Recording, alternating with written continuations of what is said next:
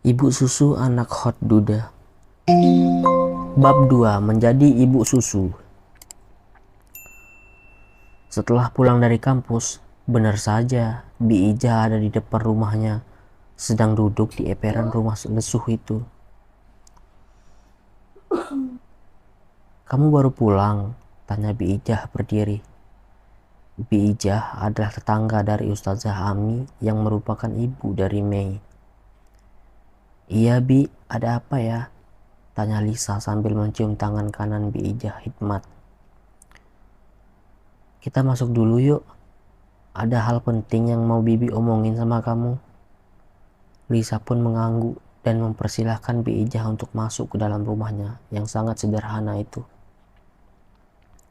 Rumah dengan ruang tamu yang sangat sederhana, semuanya serba kayu sampai lantai-lantainya pun kayu. Bi Ijah dipersilahkan duduk disuguhi minum teh. "Bi, mohon maaf ya, cuma ini aja yang kami punya," ucap Lisa sopan. Bi Ijah mengangguk saja. "Ini maaf ya, Bibi dapat info dari Ustazah kalau kamu bisa mengeluarkan ASI." Lisa terdiam. Ia menatap ragu wanita di hadapannya itu. Ini adalah rahasia yang hanya diketahui oleh keluarga dari Ustazah pembimbingnya. Menyadari tatapan Lisa, Bi Ijah segera berkata, tenang aja, Bibi nggak ngomong sama orang lain kok." Lisa pun mengangguk. "Makasih ya Bi Ijah, tapi Bi Ijah kenapa cari tahu tentang aku yang menghasilkan ASI?" Gini, jadi kan kerja sama Tuan Alexander yang konglomerat itu loh, yang rumahnya gendongan di komplek elit sebelah." Lisa mengangguk mengerti, meskipun ia sebenarnya tidak tahu betul tentang informasi keluarga yang sering dibicarakan oleh masyarakat itu. Jadi, Bi Ijah ada pesan dari Tuan Alex kalau beliau sedang mencari ibu susu untuk anaknya yang baru sebulan. Lisa pun terheran. "Loh, ibunya kemana?" Bi Ijah terlihat menghela nafas sedih dengan raut wajah yang terlihat prihatin. "Ibunya pergi. Ibunya kan model.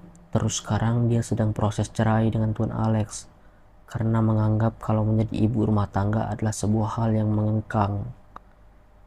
Dan ia tidak ingin menjadi ibu rumah tangga. Ia ingin mengejar karirnya sebagai model." Lisa tampak mengerti. Melihat itu, Bi Ijah pun menjelaskan kembali. "Jadi, sekarang tuan muda Alex atau Alex Liu ini nggak ada yang nyusuinnya. Sementara, dia alergi susu sapi dan kambing. Intinya, dia itu alergi susu formula gitu. Jadinya sekarang dia minum susu ASI dari Bank ASI. Tapi Tuan Alex agak ragu dengan susu yang ada di Bank ASI karena kita nggak tahu apa yang ada di susu tersebut.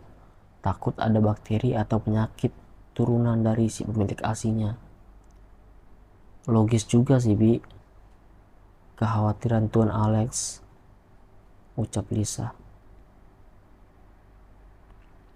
"Nah, Bibi mau nawarin penawaran buat kamu untuk jadi ibu ASI buat tuan muda Alex. Karena kasihan banget dia tiap hari tiap malam nangis.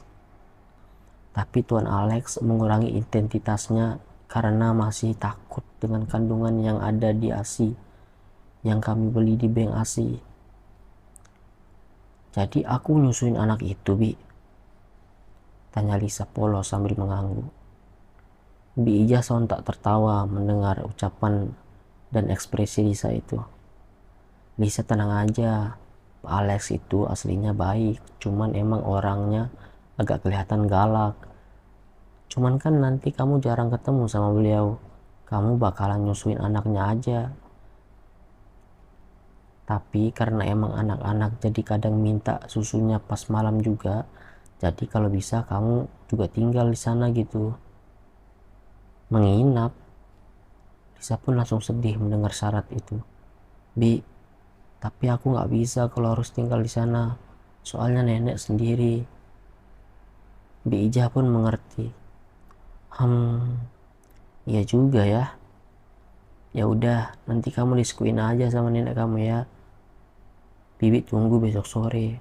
Besok habis kerja Bibi kesini lagi, kalau bisa nemuin nenek kamu juga. Lisa pun mengangguk tersenyum ramah. Makasih ya Bi. Lisa, kenapa mukanya kayak tertekan gitu? Tanya sang nenek. Ia begitu heran melihat wajah cantik cucunya yang terlihat sangat tertekan. Seperti ada yang ingin disampaikan, tetapi takut. Tak lama, Lisa pun mendongak. Ekspresinya tampak bingung. Aku ragu, Nek. Ragu kenapa, Nduk? Coba cerita sama nenek, gumamnya. Tadi sore, Bi Ija kesini nawarin kerjaan. Gajinya gede, tapi harus tinggal di rumah majikan, ujar Lisa. Mirna, si nenek, terlihat berpikir sebelum menjawab. Karena jadi pembantu, kok harus tinggal di rumah? Bukan, jadi ibu susu. Karena masih bayi sekitar 2 bulan.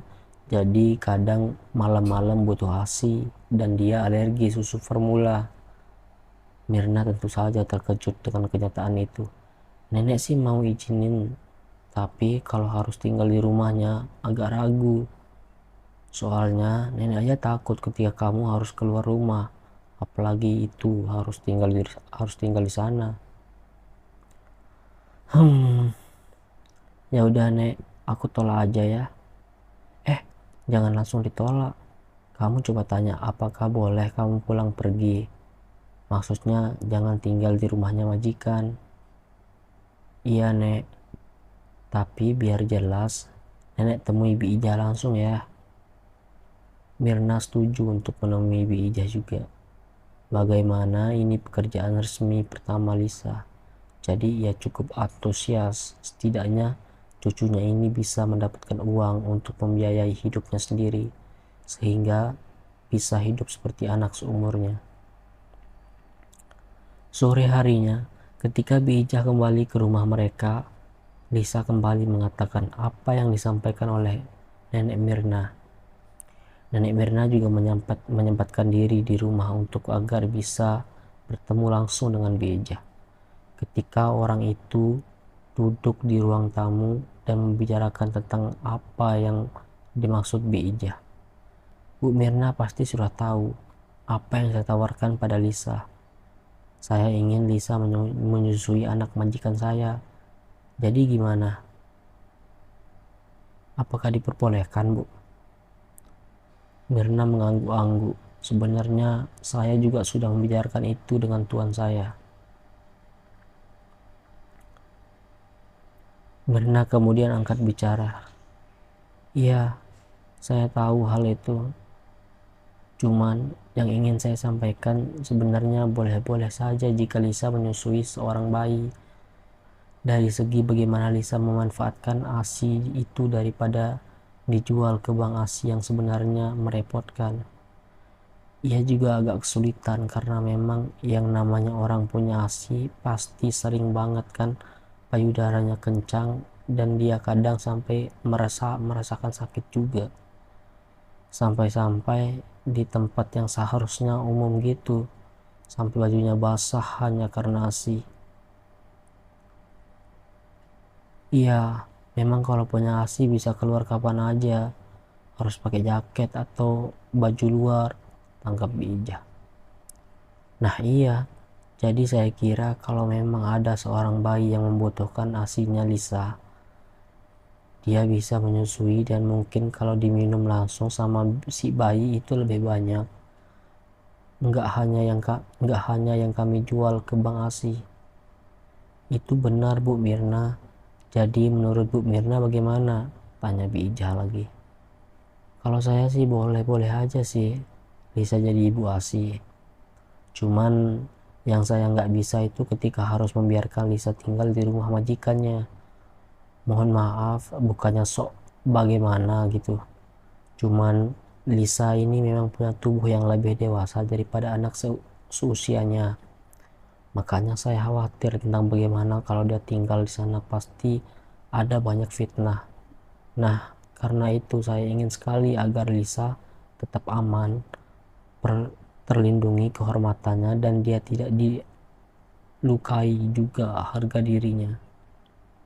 Emang pandangan orang sudah buruk tentang Lisa, tapi saya tidak ingin itu dikembangkan untuk kebutuhan orang lain. Lisa anak baik-baik, saya yang didik dia dari bayi. Jadi saya nggak terima kalau sampai terjadi sesuatu sama dia, tambah sang nenek. Baik Bu Mirna, saya mengerti. Saya akan sampaikan ke Tuan.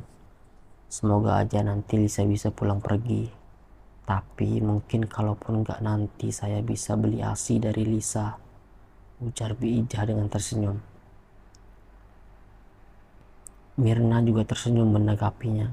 Sementara Lisa sendiri tadi aja menyimak setelah menyiapkan cemilan dan minuman. Setelah selesai pembicaraan mereka, Lisa pergi ke kamar dan terdiam. Apakah mereka mau menerima persyaratan dari nenek? Lirihnya meragu. Lanjut bab 3.